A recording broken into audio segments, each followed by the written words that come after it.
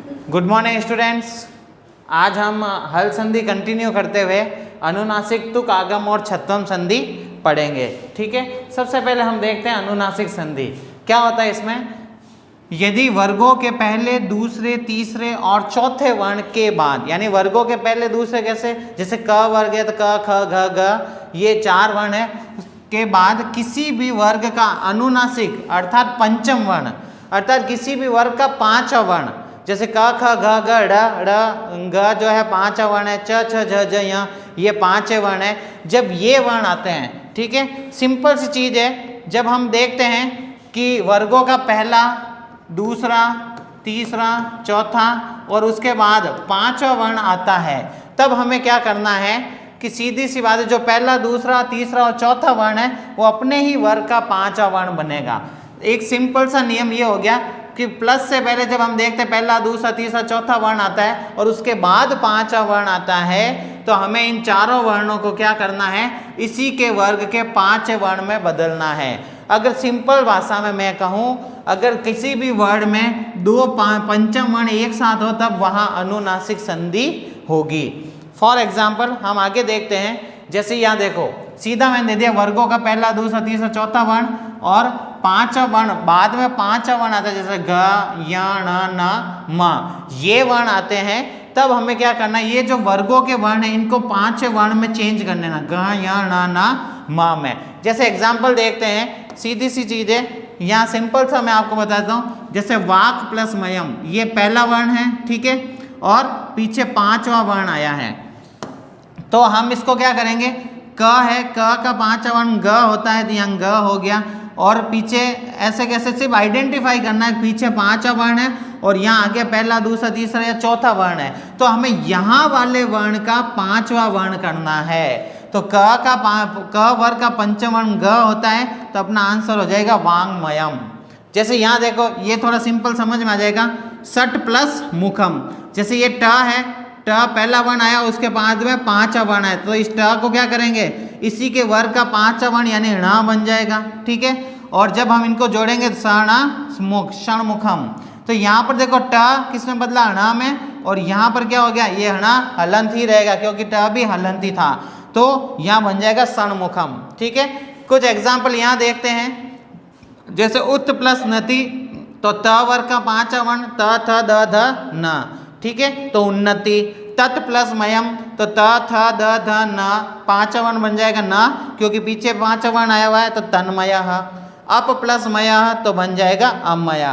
अब मैंने ये क्लियर किया था कि आप कैसा संधि पहचानोगे कि जब भी 2 पंचम वर्ण एक साथ हो तब यह ध्यान रखना कौन सी संधि हो जाएगी, अपनी अनुनासिक संधि हो जाएगी। जब भी 2 पंचम वर्ण एक साथ हो तो अनुनासिक संधि, और अगर ऐसे पहचानना है, ऐसे आता है तो पहचानना है, तो आपको क्या करना, पीछे 5वां वर्ण है तो यहाँ जो भी वर्ण है उसका भी 5वां वर्ण बना दो, त थ द ध न, तो ये बन गया न, और इनको जोड़ा तो हमारा बन गया उन्नति।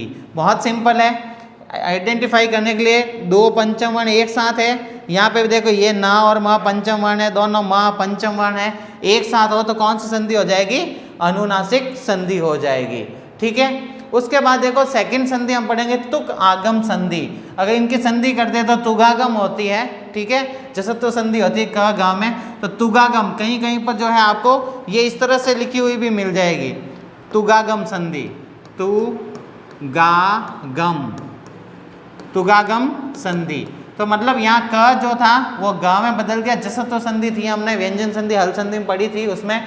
अब देखो तुगागम संधि क्या कहती है, यदि ह्रस्व स्वर के पश्चात कोई भी ह्रस्व स्वर यानी लघु स्वर अ ई उ री के पश्चात 6 वर्ण हो तो ह्रस्व स्वर के पश्चात तुक का आगम होगा, यानी हम तुक लाएंगे और तुक में भी त शेष रहता है, तुक का आगम होगा, और यह त आगे 6 होने के कारण च में बदलता है, ठीक है। ह्रस्व स्वर है, ह्रस्व स्वर के बाद क्या करना है, ह्रस्व स्वर के बाद तुक आगम करेंगे। सिंपल सा मैं आपको ऐसे सिंपली एक्सप्लेन कर देता हूँ कि जैसे यहाँ पर मैंने लिखा ह्रस्व स्वर है अ, ठीक है, और उसके बाद 6 आया है, ठीक है, क्या करना है, ह्रस्व स्वर अपने पास है अ ई उ री, इनके बाद कभी भी 6 आता है तो यहाँ पर हमें तुक का आगम करना है, ये मैंने तुक लेकर आ गया, यानी एक वर्ण शब्द लाया तुक, अब तुक का भी क्या शेष रहता है, त शेष रहता है, ठीक है। अब जब भी ये त छ के साथ जुड़ेगा तो ये च में बदलेगा, इसे ही कहते हैं तुक आगम संधि। आता तो तुक है लेकिन अंत में क्या बन जाता है, च बन जाता है, इसलिए इसे तुक आगम संधि कहते हैं। सरल शब्दों में अगर मैं कहूँ, यदि ह्रस्व स्वर के बाद छ आए तो छ से पहले हमें च का आगम कर देना है, सिंपल सी बात है, ठीक है। एग्जाम्पल देखते हैं हम, जैसा ह्रस्व स्वर है उसके बाद छ आया तो चेंज क्या करना, ह्रस्व स्वर प्लस तुक का आगम हुआ और पीछे छ है, फिर ह्रस्व स्वर तुक का त शेष रहा और पीछे छ है, फिर त को हमने बदला ह्रस्व स्वर ऐसे कैसे च में बदला और ये छ। एग्जाम्पल देखते हैं हम, इसको इजीली समझ लेंगे, ठीक है। तो ये एग्जाम्पल देखो यहाँ v प्लस छेदः, ठीक है। तो यहाँ v है, v के बाद मैंने तुक आए, ठीक है, तुक आया और छेदः, फिर तुक का क्या शेष रहा, त। ये देखो ये कंडीशन ऐसे कैसे चल रही, मैंने इसको नहीं छेड़ा है, तुक का त शेष रहा, फिर क्या हो गया छेद, ऐसे कैसे, त किस में बदला, च में, क्योंकि पीछे छ था तो ये च में बदल जाएगा। सचोत्व संधि में पढ़ा था हमने, त वर्ग च वर्ग में बदलता है सचोत्व संधि, तो ये यहीं पर है कि सचोत्व संधि से त वर्ग च में बदला, तो इसको जब जोड़ा तो हमारे वर्ड बन गया विच्छेदः, ठीक है। सिंपल सी चीज़ है। वृक्ष प्लस छाया, ठीक है, अ आया है, अ के बाद हम तुक आगम लाते हैं तो तुक आगम से त किसमें बदल गया, च में, तो वृक्ष छाया। अनु प्लस छेदः, अनुच्छेद, ठीक है। उसके बाद परि प्लस छेद तो परिच्छेद।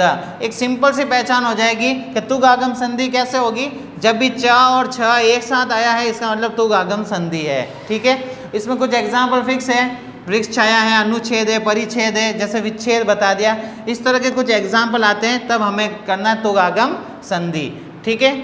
फिर आगे संधि हम देखते हैं छत्वम संधि, ठीक है। छत्वम संधि में क्या होता है, यदि वर्गों के पहले, दूसरे, तीसरे और चौथे वर्ण के बाद श आए, ठीक है, वही कंडीशन है, पहला, दूसरा, तीसरा और चौथे वर्ण के बाद श आए और श के पश्चात वर्गों के, श के पश्चात वर्गों का पांचवा वर्ण स्वर या य, र, ल व ह में से कोई वर्ण आए तो श को छ आदेश हो जाएगा और वर्गों का पहला, दूसरा, तीसरा और चौथा वर्ण च में बदल जाएगा। कैसे बदलेगा वो देखो, सरल शब्दों में मैंने इस डेफिनेशन को लिया है, वो बहुत डिटेल में थी, इसको सरल शब्दों में हम लेंगे। यदि त या द के बाद, सिंपल सा है ये त और द, और उसके बाद जब श आता है, ये देखो श आता है, जब श आता है तो हमें सिंपल सा इस त और द को तो बदल देना है च में और इस श को बदल देना है छ में, बस ये नियम है। वो इतनी रामायण याद रखने की जरूरत नहीं, आप इन सरल शब्दों को याद रखोगे तो आपको इजीली समझ में आ जाएगा। तो ये त और द और उसके बाद श आता है, ये श, ठीक है, तालव्य स है ये, ऐसा नहीं कोई और स ले लो, सिर्फ ये श आता है तो ये श बदलेगा छ में और ये त और द बदल जाएगा च में। अगर ये छ में बदलेगा सीधा से नियम है कि ये च में बदलेगा। एग्जाम्पल देखते हैं हम, इसमें देखो, यहाँ पर देखो एग्जाम्पल, तत् प्लस शिवः, ये त आया है, त को मैंने बदल दिया च में, ये त एज इट इज यहाँ लेकर आया हूँ, और ये श था इसको छ में बदल दिया और शिव में से ई अलग कर दिया, तब ई वर्ड आ गया, ठीक है। इसमें से ई अलग किया और वह पीछे है तो ये हो जाएगा ई पीछे आ गया। तो यहाँ देखो त को बदला च में और श को बदला छ में। अब इनको जोड़ते, ये त ऐसे कैसे, ये च आधा वाला यहाँ, ये छ यहाँ, फिर ई पीछे स्वर यदि ई की मात्रा हो गई और वर्ड बन गया तत्शिवः। जैसे देखो तत् प्लस श्लोक, यहाँ पर देखो ये त है, त बदला च में और श बदला छ में, ठीक है। तो यहाँ पर क्या है, ये त और श दोनों आते थे तो यहाँ पर देखो तत् श्लोक, तो यहाँ पर भी हलंत आ जाएगा। नेक्स्ट देखो यहाँ पर जगत प्लस शत्रु, ये त है, त बदला च में और ये बदल जाएगा छ में, तो यहाँ हो जाएगा जगत शत्रु। फिर आ गया मत प्लस शरीरम, तो त बदला च में और ये बदला छ में, तो यहाँ बन जाएगा मत शरीरम, ठीक है। तो इस तरह से ये तीन संधियाँ हैं। अगर कोई डाउट है तो हम जूम क्लास में डिस्कस करेंगे और भी एग्जाम्पल डिस्कस करेंगे। यहाँ पर क्लियर समझ नहीं आया तो आप डाउट जो भी है जूम क्लास में पूछ सकते हैं, इसकी PDF शेयर करूँगा, वो आप नोटबुक में करेंगे। Thank you.